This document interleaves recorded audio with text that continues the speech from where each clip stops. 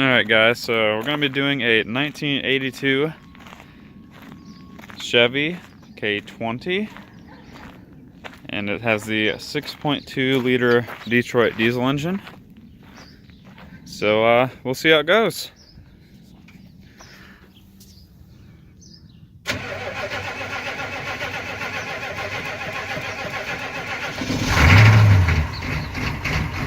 Oh, she doesn't like that, Derry.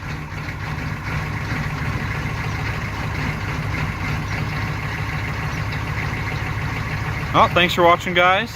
It's another very valuable video to the YouTube. And yeah, talk to you later.